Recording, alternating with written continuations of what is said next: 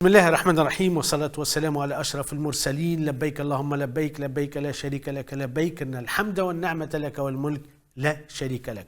Après avoir parlé des premiers pas, le premier aspect de la spiritualité qui est l'intention, le repentir avant de partir et la talbiya à partir de l'miqat, en fait on verra ça avec beaucoup de détails dans d'autres émissions. J'ai le plaisir en fait d'accueillir, d'avoir à côté de moi Cheikh Abdallah, salam alaikum. Alaykoum salam wa rahmatullahi wa barakatuh. Alors on en a parlé en fait des premiers aspects, là maintenant on va aller directement au premier rukn, c'est at-tawaf. Je crois que le tawaf, personne ne peut négliger qu'on est dans une spiritualité sublime. Là, exactement. L'importance du Hajj, c'est qu'il regroupe toutes les adorations que le musulman peut faire. Ouais. Il y a la prière, parce qu'on continue à faire ses prières quotidiennes. Il y a dhikrullah subhanahu wa ta'ala. Il y a dépenser de ses biens, parce qu'on dépense zakat. Pour Allah subhanahu wa ta'ala. Il y a zakat, il y a sadaqa importante. Exactement. Mais il y a quelque chose de particulier, on ne le trouve que pour le Hajj, c'est tawaf. On trouve nulle part, il n'y a pas de tawaf ailleurs qu'à cet endroit-là. Et le tawaf a une signification très profonde, parce que on tourne autour d'une maison sacrée, une maison que Dieu même a ordonné qu'on construise, que Dieu même a ordonné à ses prophètes de la construire avec leurs propres mains. C'est Sayyidina Ibrahim, Sayyidina Ismaïl. Donc c'est un endroit sacré, c'est un lieu sacré et c'est un moment sacré. D'accord? Et donc, quand on fait at-tawaf, c'est pour signifier à Allah subhanahu wa ta'ala, et ça, le sens profond de tawaf est celui-là, c'est que ma vie doit tourner autour de ce que Allah veut. D'accord? On ne vénère pas la pierre. Les musulmans ne vénèrent pas la pierre. Les musulmans adorent Allah subhanahu wa ta'ala, l'unique. Mais ce geste-là signifie que ma vie doit tourner autour des ordres d'Allah subhanahu wa ta'ala. On est dans le symbolisme. On est dans le symbolique, exactement. De la spiritualité pure. Pure, exactement. Il n'y a pas de d'idole. Rappelons que quand même, elle était un lieu d'idolâtrie. Donc là, avec le prophète alayhi salatu wa salam, Sayyidina Ibrahim, en fait tous les prophètes, ça a été supprimé complètement. Donc, vous venez de dire que le tawaf est la sublimation, est l'élément le plus élevé de la spiritualité pour un musulman. Exactement. Et on doit se rappeler d'Allah subhanahu wa ta'ala pendant tout le tawaf. Et la meilleure invocation que le musulman doit dire pendant le tawaf, d'accord, c'est Rabbana atina fid dunya hasanatan wa fil akhirati hasanatan wa qina adhaban nar. Ça signifie aussi l'équilibre dans la vie d'un croyant. On cherche l'équilibre. Un musulman est spirituel, certes, par excellence, mais cette spiritualité ne l'oblige pas à négliger sa vie, négliger ses enfants, négliger sa famille, négliger le travail, négliger l'effort. Donc, l'invocation de tawaf par excellence, d'ailleurs, quand Allah parle du Hajj, c'est là où il nous parle de Rabbana atina fid dunya hasanatan wa fil akhirati hasanatan wa qina adhaban nar. Donc le lieu c'est un lieu d'adoration, c'est un lieu d'invocation, et le fait de faire ce geste 7 fois, on peut se demander pourquoi 7, mais 7 c'est en soi une spiritualité. Quand on exécute ce que Allah nous demande sans on n'a pas le droit ni rajouter, ni enlever, et on le fait. D'accord. Cheikh Abdallah, après nous avons la deuxième étape qui est as-sa'i bayna as-safa wal marwa. Où peut-on voir la spiritualité? La spiritualité dans as-sa'i, c'est de ne pas baisser les bras devant les difficultés. À travers l'histoire de Hajar, alayha salam, la femme de Ibrahim, qui elle, parce qu'il y a beaucoup d'actes de Hajj qui sont tirés de l'histoire de Ibrahim. Exactement. D'accord? Donc cette histoire-là nous enseigne que Hajar n'a jamais baissé les bras, n'a jamais perdu espoir en Allah subhanahu wa ta'ala. Il gardait toujours. Et là, ça fait partie de la spiritualité. Ça fait partie de la spiritualité. Cet aller-retour qu'on fait, il faut qu'il nous rappelle cet espoir en Allah subhanahu wa ta'ala. Toujours, comme Yaqub alayhi salam, malgré tout ce qu'il a subi, il n'a jamais perdu l'espoir en Allah subhanahu wa ta'ala. Chaque musulman doit, quand il est en train de faire ce sa'i, se dire un jour une femme seule est passer à cet endroit-là, et Allah subhanahu wa ta'ala, par son invocation, par ses gestes, par cet effort, Parce que on peut se remettre à Allah subhanahu wa ta'ala et s'asseoir et garder, mais elle n'a pas fait. Elle n'a pas été à côté de son bébé. Elle était en mouvement. Elle était en mouvement spirituel, en fait. Exactement. Pardon, Cheikh Abdallah, parce que là, en fait, malheureusement, on n'a pas beaucoup de temps, mais c'est important. Tout ce qu'on dit, c'est très important. Donc là, on va passer on va aller à Arafat. Alors, je crois qu'à Arafat, là, ça nécessite quand même un peu de temps. Donc, on va passer une journée entière, rappelons-le, d'accord, en étant en fait assis parce qu'il n'y a pas d'hôtel, il n'y a rien, en fait, voilà, c'est en plein air, bon, il y a les tentes, etc. Là, on aimerait bien parler de la spiritualité pendant la journée d'Arafat. La journée de Arafat, c'est le Hajj. Le prophète sallallahu alayhi wa sallam dit Al-Hajju Arafat. Le Hajj est Arafat. Celui qui réussit cette journée, il a réussi son Hajj. Cette journée, c'est une journée d'adoration de Salat al-Dhuhr jusqu'au Maghrib. On doit la passer en plus en intimité avec Allah subhanahu wa ta'ala. Même si on est 10 millions, mais chacun il doit travailler sur soi-même. Sur soi-même et uniquement sur soi-même. C'est cette journée-là qui va donner la dimension, l'acceptation ou la non-acceptation du Hajj. C'est pour ça qu'il faut être là. Il faut se préparer pour cette journée-là, être au repos avant pour pouvoir vraiment passer cette journée en adoration. Et c'est Allah subhanahu wa ta'ala qui dit, ce jour-là, Allah parlera aux anges. Il leur dit, mes anges, que font-ils mes adorateurs, mes serviteurs? Donc ils disent, ils sont venus partout dans le monde, fatigués, poussiéreux. Il dit, qu'est-ce qu'ils demandent, mes serviteurs? Ils te demandent une seule chose, c'est d'accéder au ton paradis, d'avoir ton pardon. Et qu'est-ce qu'il craint?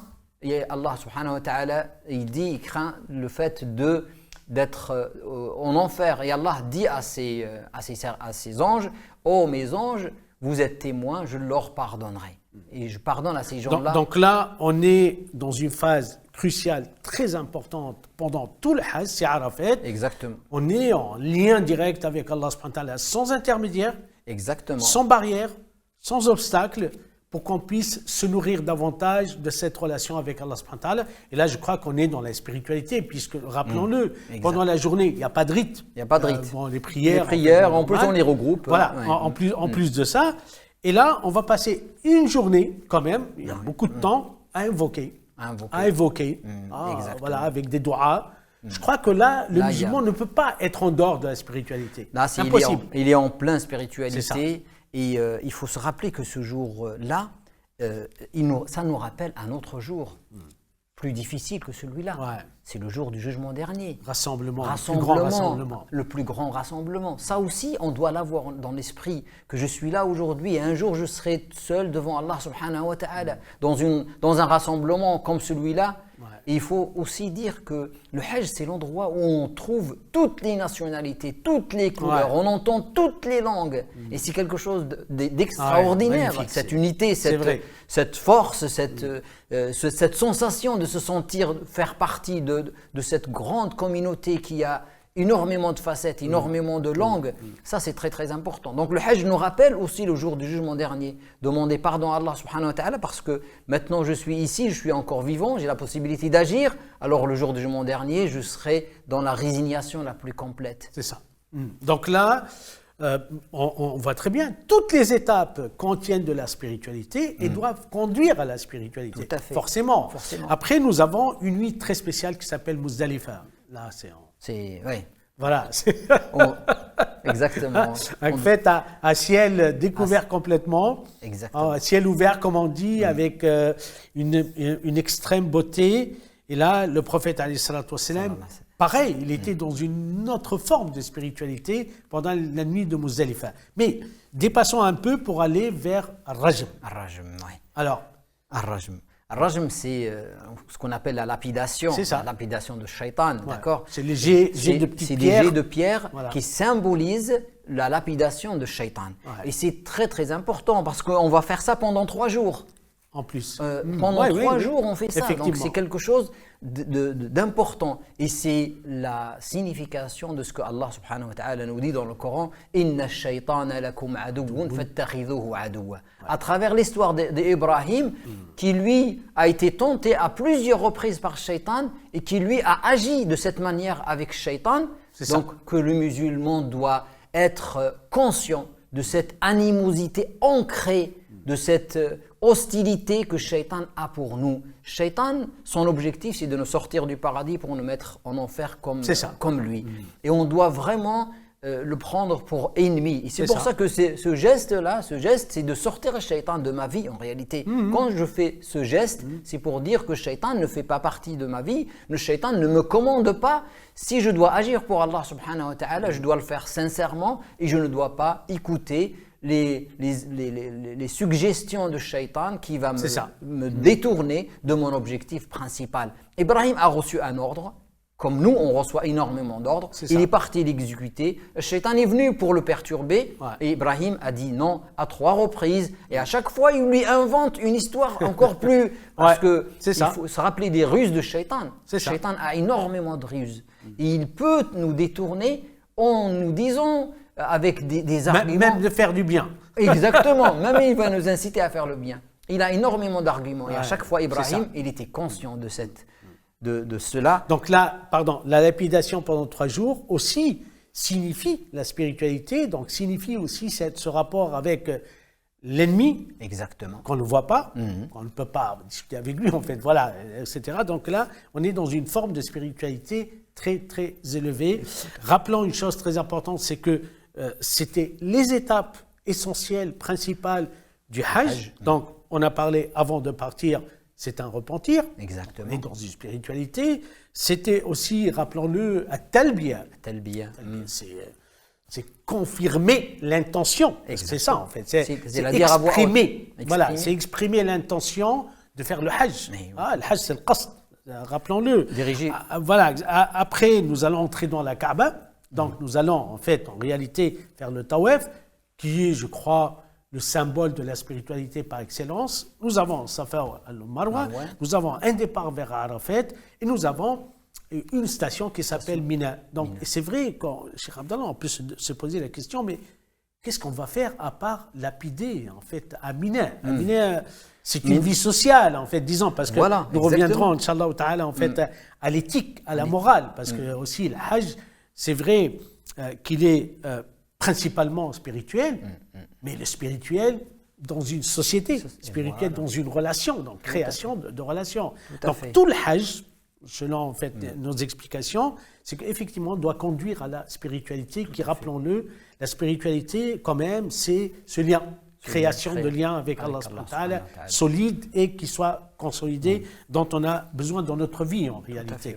Donc je crois que et il y a un facteur très important de spiritualité qui est le dua pendant le Hajj, tout le long. Même avant, je crois que c'est ça, Cheikh Abdallah. Le dua, c'est mukhul ibada, c'est le cœur de l'adoration. D'accord. Donc si un croyant ne fait pas de dua, si un croyant ne se met pas devant Allah subhanahu wa ta'ala pour le solliciter, c'est comme si c'était une forme d'orgueil. Alors que le croyant doit être avec Allah subhanahu wa ta'ala pour lui demander, il nous dit, le prophète sallallahu alayhi wa sallam, même les choses les plus simples de la vie, il faut demander à Allah. Et c'est pour ça que le jour de Arafat, c'est une journée de dua. Une journée de dua, et toute la vie du croyant doit tourner autour de appeler Allah subhanahu wa ta'ala. C'est avant d'aller voir le médecin, il faut demander à Allah. Avant d'aller voir la banque ou le patron, il faut demander à Allah subhanahu wa ta'ala. C'est ça ce qu'on oublie, c'est que notre relation avec Allah subhanahu wa ta'ala doit passer avant tout le reste, avant toute demande, avant toute sollicitation. Il faut qu'on sollicite Allah subhanahu wa ta'ala. Et si on fait ça, je crois que moi en tant qu'imam, les gens viennent me voir, est-ce que tu peux me faire des doigts, est-ce que tu peux me faire des ruqya, fais-le toi-même. Mais fais-le toi-même. La porte d'Allah est ouverte. Pourquoi tu as besoin d'imam? On n'a pas besoin d'intermédiaire. En fait. On n'a pas besoin d'intermédiaire. Donc Cheikh Abdallah, barakallahu fik, tous ces détails pour toutes ces précisions sur la spiritualité dans le Hajj. Je sais très bien que vous tenez beaucoup à ce sujet parce que vous avez travaillé déjà sur ce sujet. Barakallahu fik. Merci.